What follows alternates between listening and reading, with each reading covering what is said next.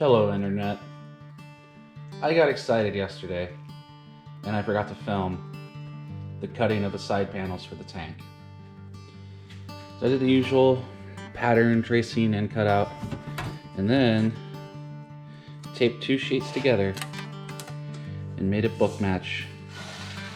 So I've got a pair of identical, for better or worse. Today's episode of Sandstone Speed Shed is brought to you by the number 7. Oh, 7. In partnership with aluminium.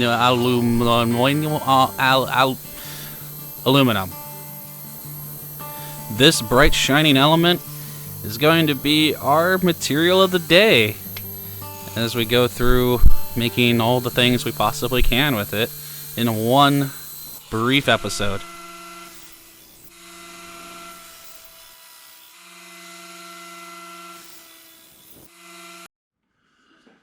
And YouTube's favorite ASMR pastime, pattern making.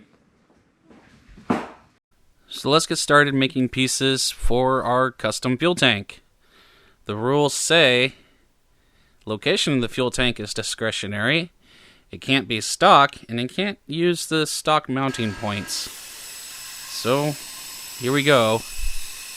Cutting and sanding and sanding and cutting. The usual flavor of Sandstone Speed Shed. So, Mr. DJ, start the music.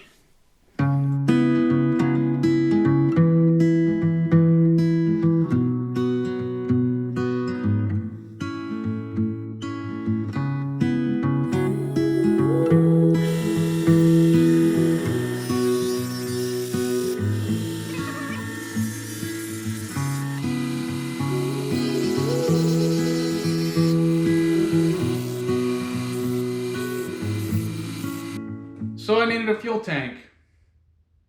Stock tanks not allowed in this class because modify everything. I had an idea of what I wanted. I made it in cardboard. I cut it out of some aluminum, and now we're welding it together. When I started making this bike, I could TIG weld. Flat bar steel. Didn't really like welding pipe. Wasn't especially good at aluminum. But here we go.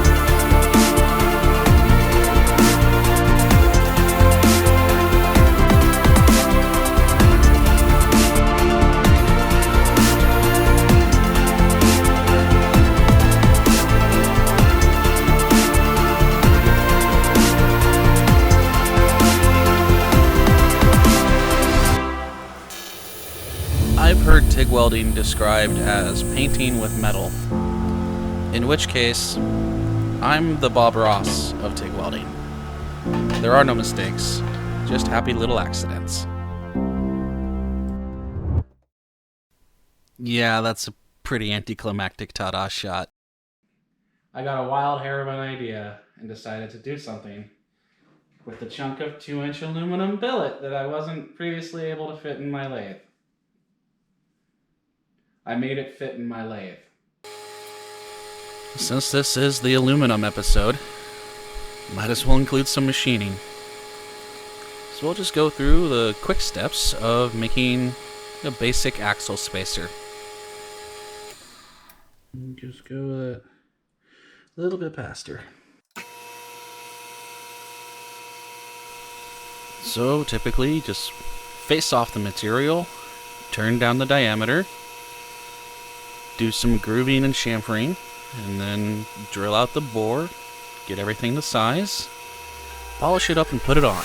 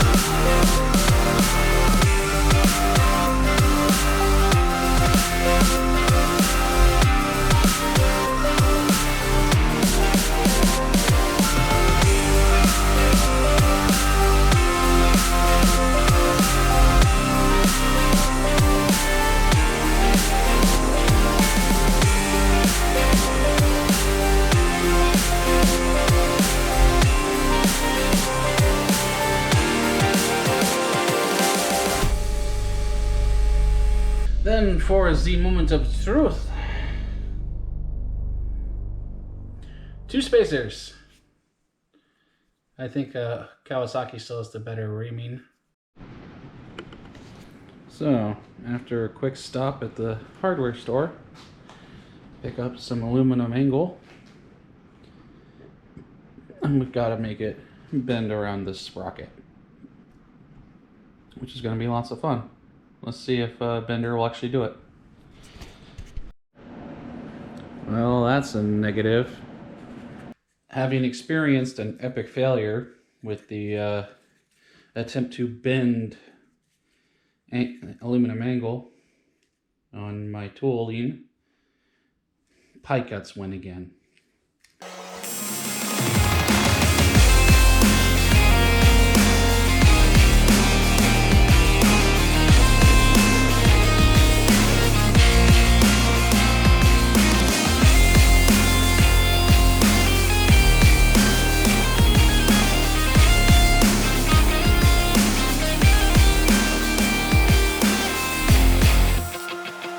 Anyway, in order for this to actually fly, it's got to get mounted to the swing arm.